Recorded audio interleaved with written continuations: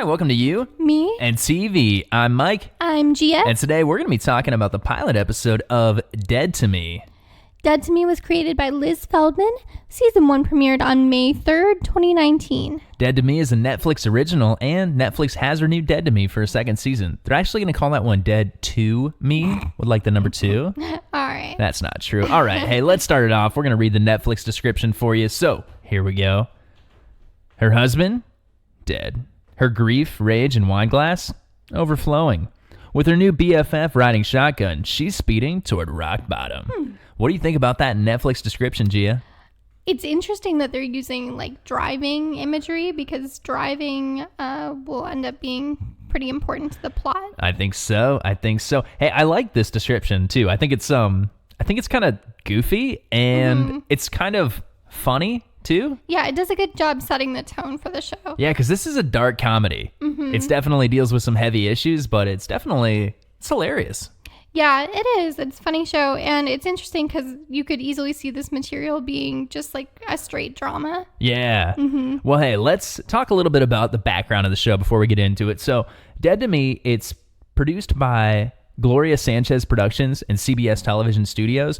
And Gloria Sanchez Productions is actually the sister company to Gary Sanchez Productions, which is the company that was founded by Will Ferrell and Adam McKay. Who's Gary Sanchez and who's Gloria Sanchez? Gary Sanchez is like a made-up person. I think I saw when I was, I read an article about the formation of this company, which this one's run by a woman named Jessica Elbaum. And Gloria Sanchez Productions. Yeah. Okay. And they put out a press release or something like that. Will Ferrell and Adam McKay did and said Gary is very confident in this. And I think... He's like a Colonel Sanders. Maybe. I want to say they referred to Gloria Sanchez as his niece or something like that too. Maybe his daughter. I don't know. Niece is funnier, so maybe that's what it is. But Gloria Sanchez Productions focuses on creating female-led film and TV projects. And they also produce the show I'm Sorry on True TV, which is also streaming on Netflix season 1. Yeah, and which is one of my all-time favorite shows. It's like a new favorite, but it's a favorite. I love it. Yeah, so that's kind of cool. And this whole idea that this show is put out by a production company focusing on these female-driven characters and writers and directors and all that kind of stuff. I think that's cool. I think it fits the vibe of the show, and that's just a cool thing that they're doing, is making sure to get more of those shows out there. Because, like we said, we love I'm Sorry. We're into Dead to Me. And so, yeah, that's cool. So let me talk a little bit about the creator, Liz Feldman. In an interview with The Wrap, she talked a little bit about kind of her inspiration for some of the feelings and incidents in her life that kind of helped her to come up with the idea for the show. So she said, I just turned 40, and on my 40th birthday, very unexpectedly and sadly, my cousin passed away. He was not much older than me, so I was in a weird, dark place. I was at that point on my 5th or 6th year of trying to get pregnant, and I was on fertility hormones. I was grieving, Feldman told The Wrap, and here I am now at this pitch meeting, and they're asking me if I have anything for 2 women, and I just kind of popped into my brain, she says. Then came a eureka moment. I was like, one of them is a widow, and she meets the other one in a grief support group, and the other one isn't exactly who she says she is, she recalls. So that's the setup of the show. That's basically pretty much it, yeah. And we've got the woman, Christina Applegate, playing Jen Harding, and the woman that she meets at the grief group, Linda Cardellini, playing Judy Hale. Which, those two, that's a fun cast right there. Yeah. Christina Applegate, she's been in so many things that people enjoy. Married with Children for... Yeah, we never really watched that. She got really popular. I think my parents watched it a little bit, so I remember seeing it when I was a kid. I remember a lot of people weren't allowed to watch that show. My parents never enforced any of those kind of things, but no, mine didn't either. Yeah, it was a little bit before our time too. I feel like it was like an edgy show, and we were like 5. Yeah, yeah, it was. And then she was an anchorman with Will Ferrell, so there's that connection there. Yeah. And she's in the movie Mafia, which is something that we enjoy a lot, and we've referenced a few times on the podcast frequently here. In our lives. Mafia is just a dumb one of those spoof movies. It's from the people who made Airplane, but way after Airplane came out. Those spoof movies are not a genre that I typically enjoy very much, but Mafia is a good one. It's so funny. Yeah. What were you gonna say? Oh, I was gonna say she's in another show that we enjoyed, which is Up All Night. Oh, right. Yeah, I forgot about Up All Night. Yeah, with Will Arnett, where they've got a new baby. Yeah, and Maya Rudolph is that too. Yeah, that's a cool show. And then we got Linda Cardellini. I'm having a hard time saying that. Linda Cardellini, who has been in plenty of things. Not that many things that I've really seen her in, though, other than we mentioned last week on the podcast. She was on Boy Meets World. Yeah, she plays Lauren. One of the all-time villains. Yeah, villains. Yeah, Corey meets her at a ski lodge, I believe, and it shakes up his relationship with Topanga. So. Although I feel like the idea that she's a villain is probably not she's the vibe. A perfectly nice girl on it, but yeah, I'm taking that male viewpoint on things that it's probably not correct for this sort of show and this this era. Yeah, probably not. But you do like, because of that, and because for people who are around our age, Boy Meets World was such a popular show, and everybody was really invested in the Corey Topanga relationship. So whenever I see Linda Cardellini, I have strong feelings about her. Oh man. Yeah. And then of course she was on Freaks and Geeks. Oh yeah. She was in the Scooby-Doo movies. I think she was Velma. I never saw those.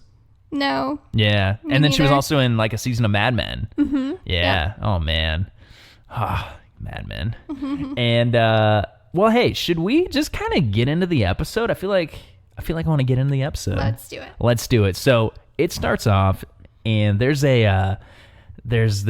someone's dropping off a neighbor is dropping off a lasagna. Can I call it a lasagna? A casserole? Yeah.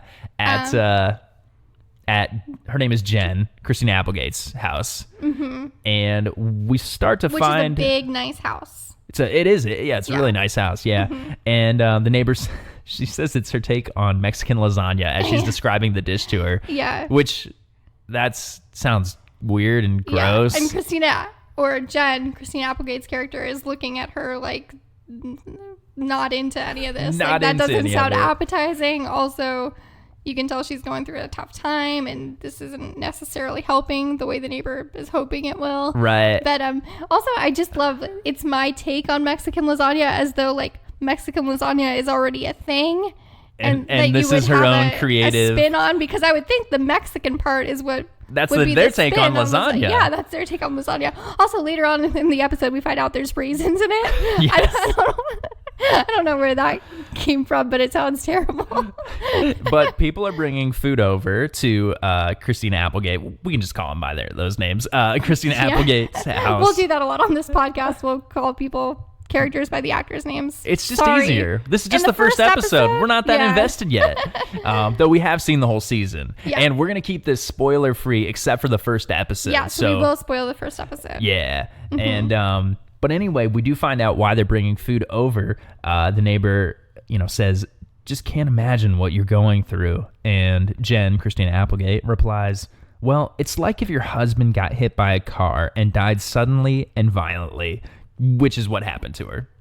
To her husband. To her husband, yeah. Yeah, and she really deadpans that line. Yeah, that whole part sort of establishes the dark comedic tone of the show. And I really like that opening. It's a really good opening. And then contrast that, the sadness of what's going on with, we see a title card that says Dead to Me. And we start to hear some music playing. Get Happy. Do you want to sing a little bit of that, Gia? Forget your troubles, come on, get happy. Guys, if you like Gia singing, we mentioned this on some of the earlier episodes. Mention it in your 5-star reviews on Apple Podcasts. No, don't do it. Okay. Well, give us the 5-star review. If you do it, you'll be dead to me. Oh, wow. Yeah. Wow. Yeah. Okay. Shots fired. They are. But that's a Judy Garland song, right? I looked it up on Wikipedia. That's the most famous version. It's from Summerstock, which is a musical. Okay, and was it about the Depression? About the Great Depression? I'm going to be honest with you. I have zero idea. All right, I think that's what it's about. Speaking of musicals, I don't think this is related at all, but I was listening to, if this is your first episode of the podcast, we like to veer off and kind of just talk about what the different things in the show remind us of. Yeah, because it's you, me, and TV. We talk about you. We talk about me. And we talk about TV. Yeah. We're talking about it all, but we're focusing just on that first episode and some of the stuff sort of adjacent to it. Yeah. So, yeah, I heard sorry if this is a lot of tangents for you, but that's what we're doing. Shots fired. Yeah.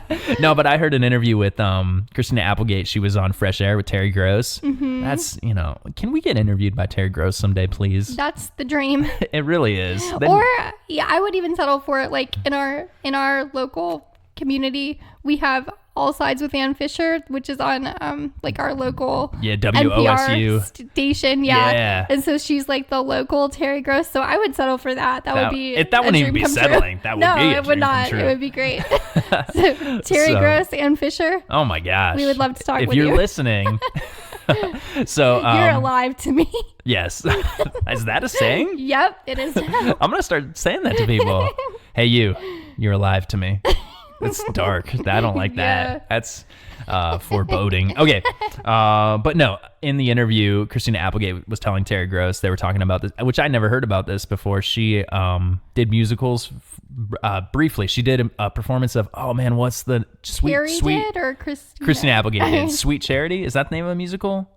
It sounds familiar. I feel like that's the name of it, but she was just telling the story how she broke her ankle or something like that on stage while singing and dancing, and then continued to dance for like another half hour and stuff like that, and it just sounded terrible. But it was cool to hear her like talking about how hard the audition process was and everything, because this was like 2005 or 2008 or something. She was already really established and still having to go through all that. Oh wow! It was a really interesting interview. Yeah. I like Christina Applegate. I'm telling you what. She's a beautiful woman and she's funny. Those are my two things. That's you can't see on the podcast. You can hear it, but you can't see it. Gia is beautiful. So, hey, that's nice. Yeah, so anyway, let's talk about this though. We hear that music playing, Get Happy is playing, and we see Christina Applegate. She is driving along, sort of along the ocean, kind of, and which is reminiscent of the show we did last week. Yeah, last week we did Big Little Lies. That was along the ocean as well. That was in Monterey, California. This is in Laguna Beach, not to be confused with the show Laguna Beach, but I think I saw a sign somewhere that did say Laguna Beach at one point. I saw one that said Palm Springs. Are those places close to each other? I have no idea, but I definitely saw Laguna Beach sign by the beach. For sure, California. Yes. Definitely America. They go to a few different places in California. I'm pretty sure it's on planet Earth. Okay. But Christina Applegate is pulling up to a grief group, which is sort of like, it's at like an outdoor shelter house kind of thing by the ocean. And she's going to a grief group because her husband recently was, hit and killed in a hit and run. And as she's going up there, she gets some coffee from the little table they've got set up, which is where she meets Judy, played by Linda Cardellini. And they have a fun little interaction there because Christina Applegate gets some coffee out of the little machine there, and it's like gross. And she's like, "Oh, this coffee is disgusting. Don't try it." And Judy is like, "Oh, I made the coffee," and she's like, "I'm just kidding." So there's a little awkward interaction there, but that's what's going on there. They interact a little bit. We find it's their first time, for both of them, at the grief group. Yeah, and Judy has a very different outlook than Jen right from the start. You can tell she's kind of a positive, upbeat person, even though she's at this grief group. But she's definitely handling her grief differently than Jen is, and also she recognizes Jen. Because Jen is a real estate agent, and she's seen her face on a park bench or something like that. A bench. Yeah, something like that. Because we don't have bench advertisements in Columbus. No, I never see bench advertisements. Maybe like further downtown, there might be some. Yeah. What happens next? Judy wants to give Jen a hug. Judy is Linda Cardellini, and Jen is just like, no. And so it continues with that deadpan kind of humor going on there. And even you can tell, like, by the way that they're dressed, that they're very different. Like, Jen is like more like conservatively like business casual attire. Well, I think she probably is going to work after. She looks like Yeah, a real she looks estate like a real- agent. yeah, she which does. real estate agents always looking. Yeah, I feel like I see real estate agents. Maybe I'm Facebook friends with some or things like Yeah. that. Their pictures on like Facebook, their profile pictures and everything, always just so professional looking. Oh yeah, there are like a few specific people that I have in my mind right now that I'm like Facebook friends with, but like yes, they're Like, definitely wow, realtors. that's impressive. Yeah. I wish I had those realtor headshots. I've just got a bunch of awkward selfies. But You do what have are that you one gonna do? professional picture they took at your job where you're holding a ukulele. Oh, I do. Yeah, but I have not posted that anywhere. Well, Maybe someday. but then Judy is like very kind of not super hipstery, but like kind of hipster trendy. Yeah, very like bright and sunny. She's wearing like yellow and like a big like kind of flowy skirt, and it like kind of reminds me of that "Come On Get Happy" song that we were just listening to. Yeah. And they go to the grief group. It's hard to, we're not going to go into all the nuances and details of what's going on there. And it's hard to explain it too, because it's sort of that dark comedy that, as we explain it, it's like, that's not That very doesn't funny. sound funny. Yeah. But the guy running the grief group says at one point, it's time we talk about the F word. And Judy and Jen kind of exchange looks, and then he says forgiveness. And it's like a funny line. Yeah. But it's funnier because of how awkward everything is. Yeah. But that kind of that triggers Jen she gets really upset there, and she says, how do you forgive someone who hits your husband with their car and then drives away, leaving him to bleed to death on the side of the road? Yeah, so now we know it's a hit and run. Hit and run. Yeah, I think before we didn't know that it was a run. Right. Just a hit. Right. Hit and run. Oh, man. And I want to read this quote here. I was looking up things about the creator, Liz Feldman, and I found a guest column in the Hollywood Reporter as she was talking about this show, Dead to Me. And I guess the studio she does say the studio is very supportive making the show, but there was one thing. They gave Feldman a note on the script that the Jen character, which is Christina Applegate's character, was, quote, too angry. And this is a paragraph from her guest column in the Hollywood Reporter. Let me read it. It says, there were some obvious explanations for my frustration, starting with the clear double standard. If the roles were reversed and Jen was John, we would have never gotten the note. Angry male characters are seen as lovable curmudgeons, or tough guys, or brilliant misunderstood doctors, or cops, or dads. But you write an angry woman and you've created a monster. She's scary, unsettling, and upsetting.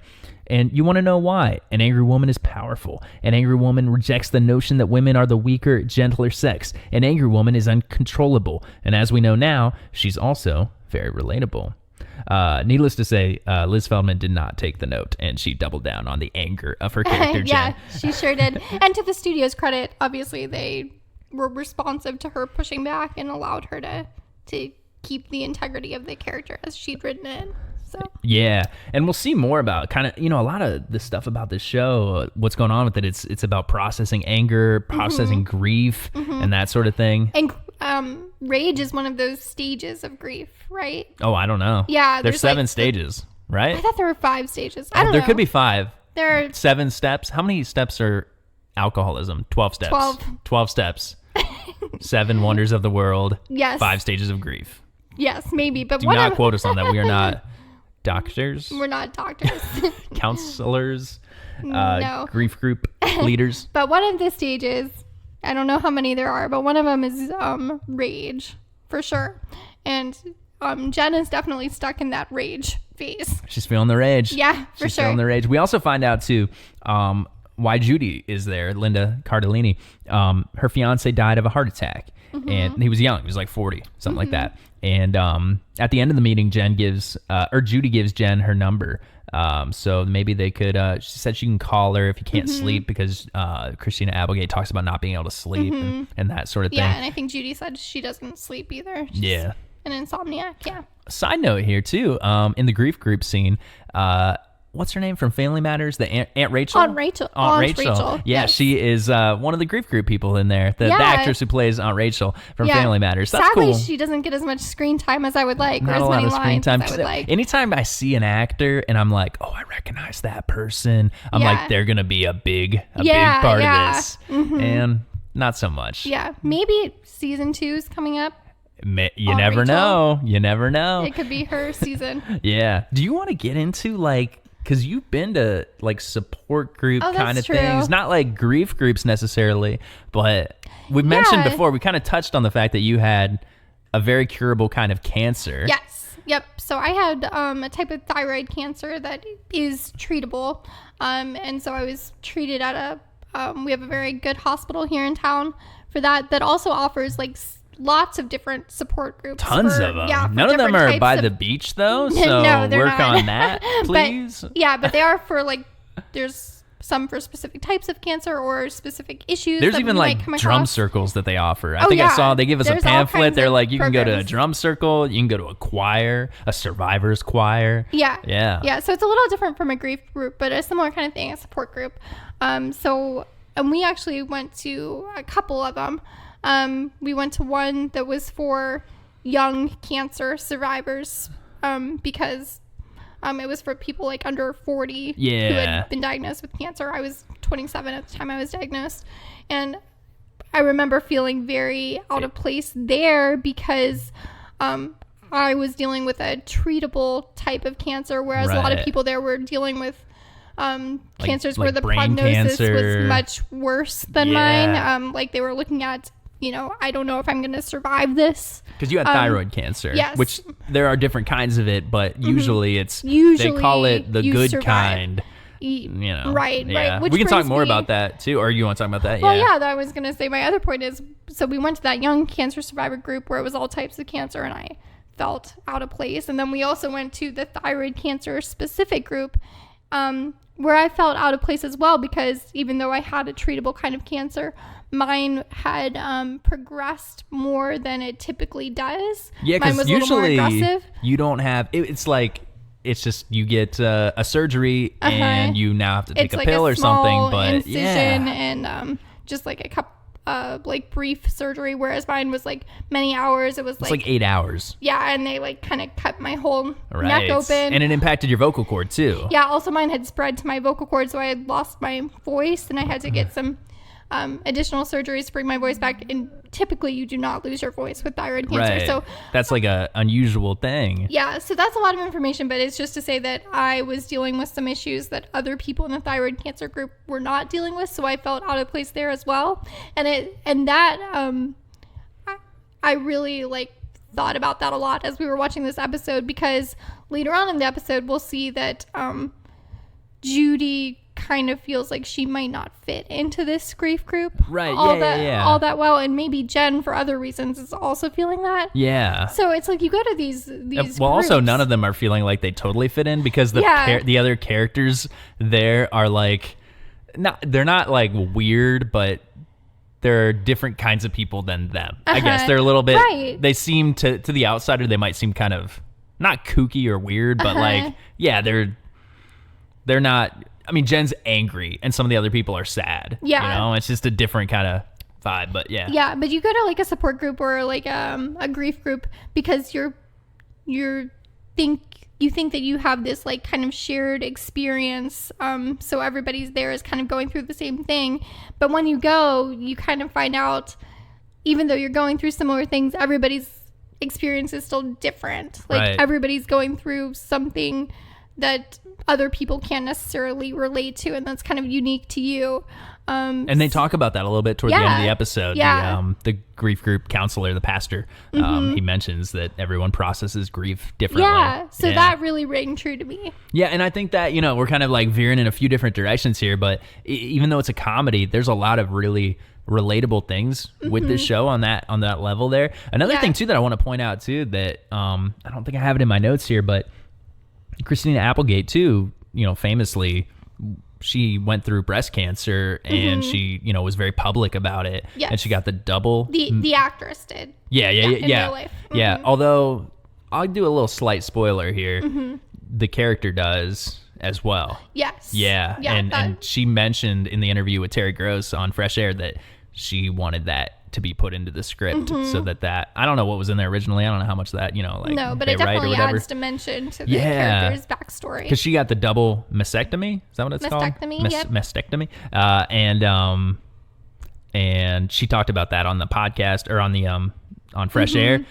Which is so great when people who are in the public eye are do make that stuff public and they're open about their experiences, because so many people are going through those Right, things. yeah. And it just helps you feel less alone. And she talked about that on the podcast, but she also talked about how when it happened, I don't remember exactly what she said, but it was something about how everybody said, "Oh, you're so brave," or it, this really, you. Because I think she got ahead of it with the double mastectomy, and so it was like, "Oh, you're gonna be okay," and that's good. And it's like she was like, in the moment, it was good for her to say like, "Yeah, I know. Yep, I'll be a powerful person for everybody." But looking back on it, she was saying like, I wish I wouldn't have acted that way, because it was so hard. Like, part of my body is gone now. It's not like, which is sort of like how people told you had the good kind of cancer. Yeah, and it's like, well, no. but you can't hear what I'm saying. Yeah, my voice doesn't work anymore. I've since had some surgeries to strengthen my voice. So, yeah, but it's take still not that 100%. cancer. But, You're podcasting. but yeah, for a while it was just like a whisper, and it was rough. So, but so they do get into some heavy issues in the show. So, yeah, and so we talked about how this is like a comedy, but it's a dark comedy, and I'm just really glad that we're kind of at a point in culture and in TV where genres are less rigid than they used to be. Like you can tell a story that is sad or dark, and it can still be funny. And it can still be funny, because that's what like life is like. Like life doesn't fit into like a specific genre necessarily. Oh, I mean, even if anything ever like sad happens, we're always also laughing about it. We always make jokes about things that like sometimes people will say things like that. You can never make a joke about that, and it's like, oh, I totally could. Oh yeah. I'm doing it right now in my head. Yeah. So, I like that too. It's definitely genre bending, and it's also a mystery. This show is. Yeah, that's cool. They unfold things throughout each episode. But hey, let's get back into the episode. So the next scene after the grief group, we're back at Jen's house, Christina Applegate's house. We do see she's got two kids. She's got an older son named Charlie and a younger son named Henry. And Charlie is like the worst, right? Yeah, he's kind of a jerk. But he also lost his dad a couple months ago, so all right. Also, he's a teenager, and they like tend to be jerks, I think. But some of them. But yeah, he's giving his mom a hard time. He's difficult. Yeah, and then Henry, the younger one, he's a sweet boy. Very sweet. Yeah, he's got a great attitude. Yeah, I hope our little baby is nice like that. Me too. Yeah. Odds are he'll probably go through both of those phases at different times. I think most people do. I've always been just sweet and adorable. True. But then later on we do see it's nighttime, and Jen is having a hard time going to sleep. It's like midnight, and she calls Judy. She sees her number there, and that she gave him earlier. Which is a little surprising, because it didn't really seem like they were very similar. I think she's even surprised at herself that she wants to call Judy. Yeah, I think so. Yeah, because I think she would like to think that she's strong and can handle things on her own, but she wants somebody to talk to.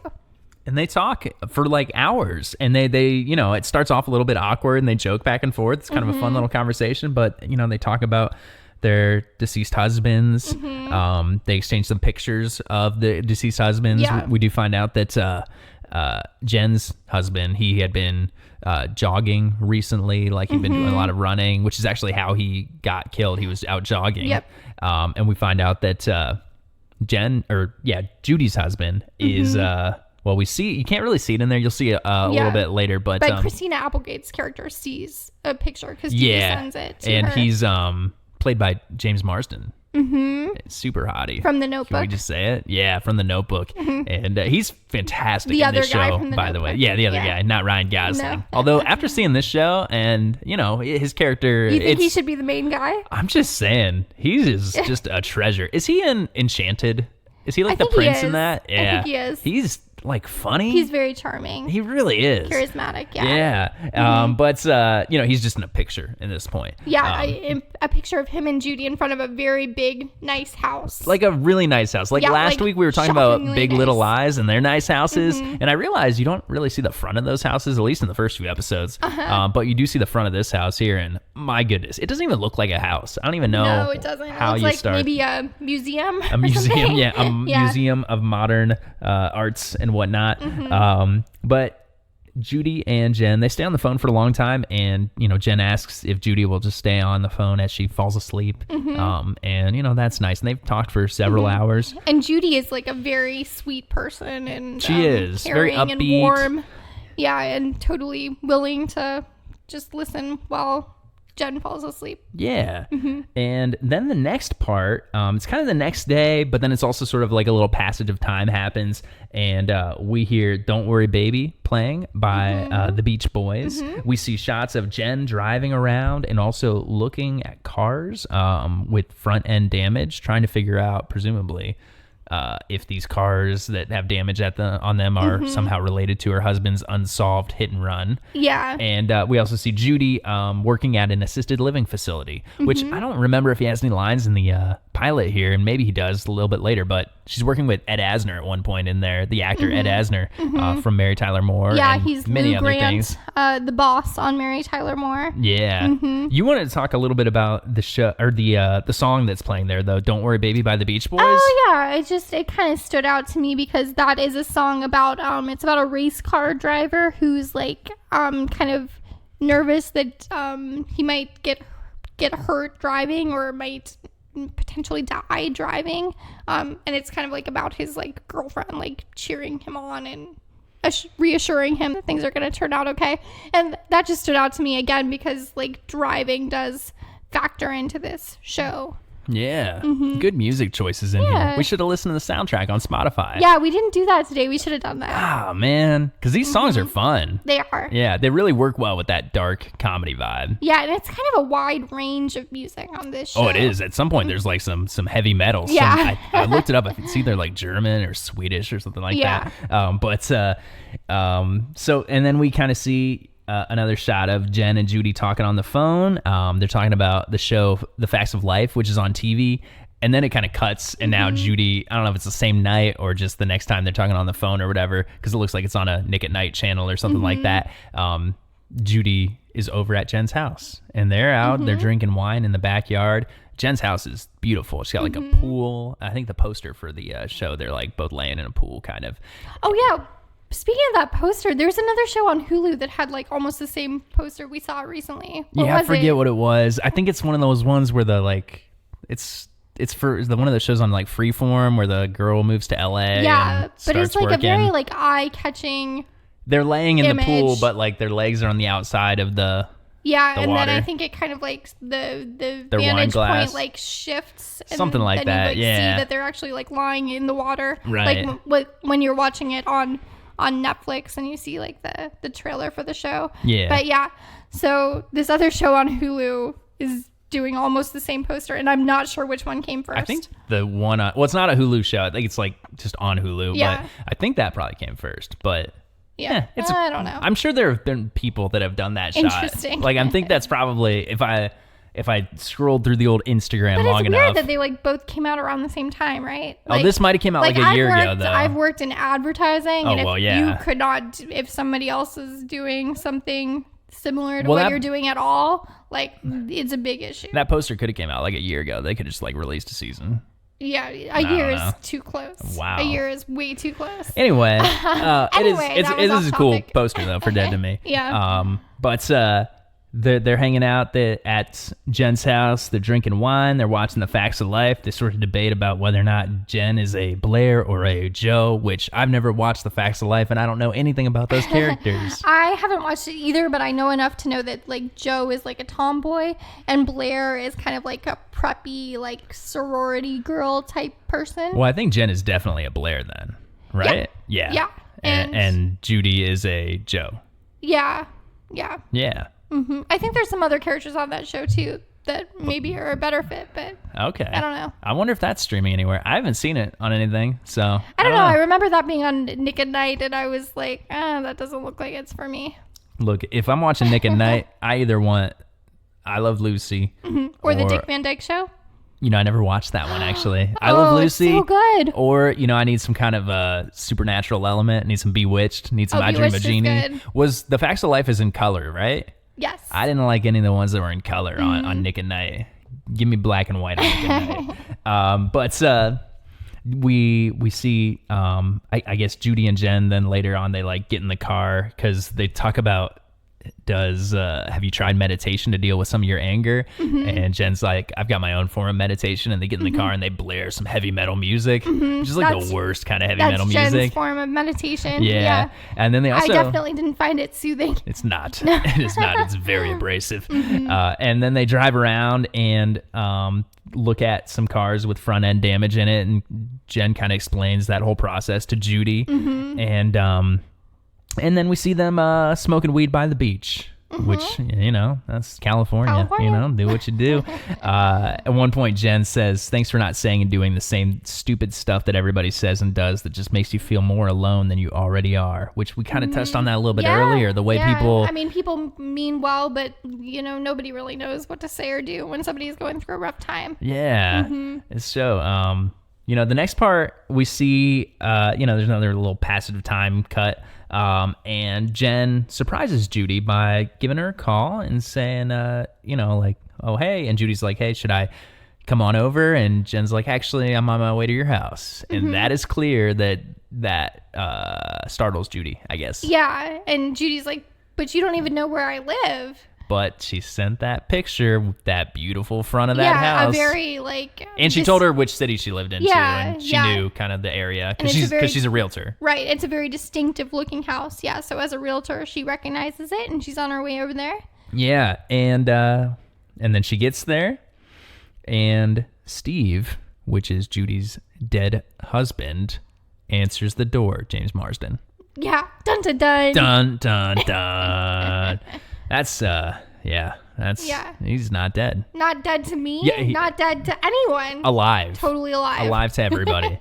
And he's not a ghost. This isn't a paranormal show. No. I don't think. What if it was and we missed that? Oh, or we spoiled it. Oh. Yeah. He was dead the whole time. But no, we find out that Judy and Steve broke up 2 months ago. He didn't die. They just broke up. Not living at that house. She's not living there.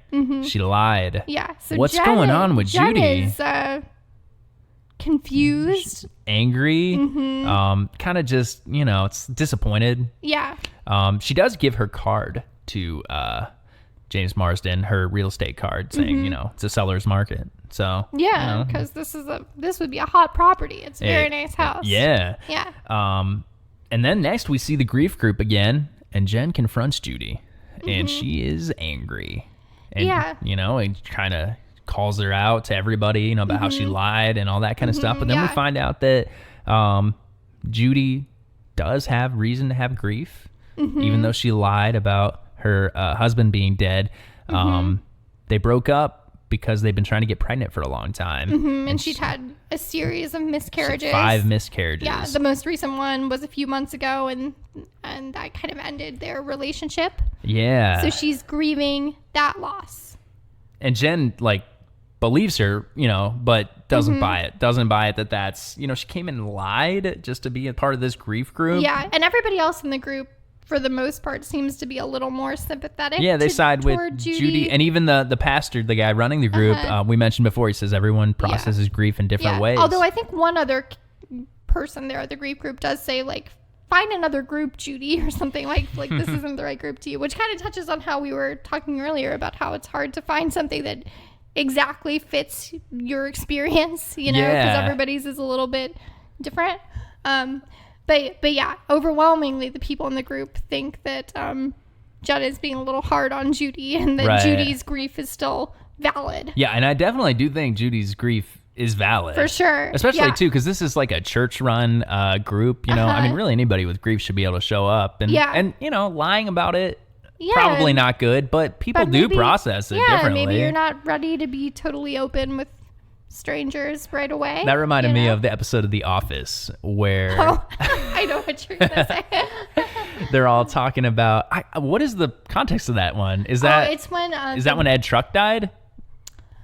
I don't remember. I think it's a different one because that's the one with the pigeon with the bird. Yeah, it's the one where the bird flew into the door. Anyway, but I think it might also be the one where Ed Truck. It could be, but all the characters in the office, they're in the conference room and they're going around and sharing sad stories of loss. Yeah, because Michael Scott is forcing them to do that, to talk about a loss in and their then life. What's his face? Ryan tells basically the plot of The Lion King. Yeah. Well, I think that's after Pam tells the plot of $1 Million Baby. Oh, right. Yeah. And then what's his name? The other guy. Kevin does Weekend at Bernie's, and that's when Michael catches on.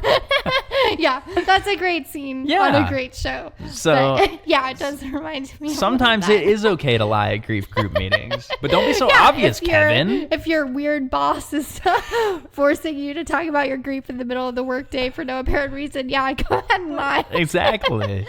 Oh man, The Lion King. Speaking of that comes out next month. Oh, yeah. I'm excited about that. We'll be probably covering the show Atlanta around that time at some point, because that also stars Donald Glover in The Lion King. Yeah. Mm-hmm. But hey, Jen starts to sort of rethink about how she lashed out at Judy and decides to go visit her at her job. She works at an assisted living facility, and she apologizes for getting so angry. And we do find out, too, then, that Judy actually lives in the assisted living facility, like in an empty room. She's not secretly old. Since her relationship with, what's his name? James Marsden ended. Steve ended. She's been living there. And Jen invites Judy to move in with her. She's got like a pool house kind of place. Yeah, a guest house, which is a very California thing, I think. Yeah, they had a guest house in Fresh Prince of Bel-Air. That's where Will lived for a while there. They have one on Parenthood. That's where Lauren Graham's character lives. Oh, man, should we get a guest house? I don't think there's room for it. These guest houses are always nice. They're not like tiny houses or anything like that. No, they're like a full house in the back of your existing house. They're like Full House. Exactly. Yeah. I saw another article as I was researching this from Vulture titled "The Rise of the Female Buddy Dramedy," and it talked about a lot of different things that have been coming out recently. Things like Big Little Lies, things like the movie Booksmart. Playing House is a show I've mentioned on here before. Yeah. Definitely a lady buddy. What did we call it? Lady buddies. Bosom buddies. Exactly. Female buddy dramedy. Yeah. Yeah. And this line from it talks about, it says, "Even Dead to Me," which is a female relationship study as well as an exploration of grief and a murder mystery, puts its co-protagonists in close proximity to each other. Christina Applegate's Jen, a recent widow, invites Linda Cardellini's Judy, whose engagement has dissolved, to live with her in her guest house when she realizes that Judy is essentially homeless. This touches on another key feature of these recent female buddy dramedies, the emphasis they play on women supporting one another. Yeah, which is really nice. You know, it's nice to see. I was just talking the other day when we were watching Big Little Lies, which, you know, I'd only watched like the first episode when we got back into doing the podcast last week. But I'm like 4 or 5 episodes in the first season now. But I was telling you how it makes me feel empowered. Oh, like a strong, powerful woman. Yeah. What were you going to say, though? Were you saying something? Well, I was going to say, it just now struck me that this is kind of a Full House setup that we've got, where we've got like a widow and inviting somebody else into the house to help after the loss. So Linda Cardellini is Uncle Jesse. And Joey. Combo. Wow. 2 for 1. Mary-Kate and Ashley Olsen are that sweet little boy Henry. Yes. And the jerk one is DJ. Yeah. And Stephanie. No, Stephanie. Oh, yeah. No, Stephanie. Yeah. Although DJ was kind of a jerk in that Full House pilot, which you can listen to. Yeah. We talked about the Full House pilot on one of our earlier episodes. Yeah, and Stephanie was just comic relief. She really was. Just really killing it. She, you know. From a comedy perspective. Jodie Sweetin, you can't get any sweeter. It's true. So let's talk about the final scene of the episode. And let me just say this. This is where things take a turn. I saw it coming. I think you saw it coming. Saw it coming from a mile away, but we'll talk a little bit about that here. So the final scene, we see Judy getting her things from a storage unit because, of course, she's moving in with Christina Applegate. She's not getting everything out of the storage unit, but she's just gathering some things. And then we see the reveal. She has a car in that storage unit with front end damage. Yeah, a person-sized dent, I think, was what Christina Applegate had said she was looking for on cars earlier in the episode. And then we hear Get Happy playing again as the camera kind of goes away there and the door of the storage unit closes, and that's the episode. Yeah. So let's talk about that ending. So the implication there obviously is that Linda Cardellini hit Christina Applegate's husband and killed him in a hit and run. But we still don't know, like, why is she inserting herself into Christina Applegate's life? Like, what's her motivation for doing that? Yeah, although we do see like a little line in there somewhere. Oh man, when they're talking about the F word forgiveness, you see her kind of perk up at that. So there's that going on. But I do want to say about that ending. So you mentioned before we saw that coming. And, you know, I felt like there was something about this show. You know, part of what we want to do is sort of, do we recommend watching it, give our review or critique, but just also kind of talk and everything. I felt like that ending was so obvious. It hurt a little bit because as soon as you saw Linda Cardellini and how she was acting, like as soon as you saw her, it was like, oh, she definitely ran over her husband. Yeah. Like that was... And that, the ending with the car, I would have kept that reveal for maybe the second episode, maybe even further on than that. I would have probably ended the pilot with the James Marsden scene where we see him and see that he's alive. Yeah, I think that would have been a good ending to the pilot. So that's my critique. But I think so. This show does some cool things though. So for one, the whole style and comedic tone, that dark comedic tone of the show, that kind of carried me through. And it was like, well, we're gonna keep watching this because you know it's got people I like in it and it's kind of funny. So we'll keep watching it. We'll see where they go with this. But, you know, without giving anything away, this is just the tip of the iceberg. I mean, obviously, it's a big tip. Because we will learn more about why Judy is buddying up to Jen. Because we don't know at this point, like, does she have a good motivation or does she have a bad motivation? And did she kill her husband on purpose? Right. We don't know. Almost every episode, at least the first few episodes, end with a cliffhanger like that. Yeah. Like something new gets revealed and you're like, what? That's what's going on? What now? Which is cool. And then they don't always necessarily pick it up right where we left off either, where it's just kind of, you know, it's not in a bad way, but it's like you get back into it and you're like, what's going to go on with that thing though that you left off on the last episode? I think I read like an interview probably in like a, what do they call them? Like Weekly Reader or something like that. Something you read in elementary school. And there was an interview with R.L. Stine, the Goosebumps author. And it was like, how do you write well from R.L. Stine?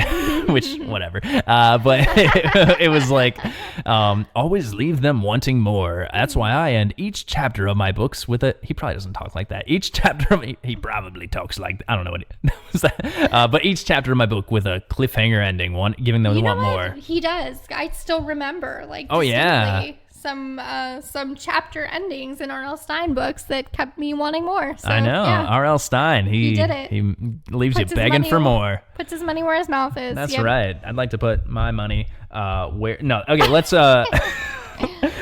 Okay. So that's the end of the episode. What else do we want to say about it? So look, we would recommend watching it. I think they showed their hand a little early with and this I think pilot episode, but still I would say worth watching. A good show, a fun summer watch. But definitely it wasn't something where I was like, oh my gosh, it's so good. But hey, if somebody's looking to watch something, I'd be into it. Definitely. I like it. It does.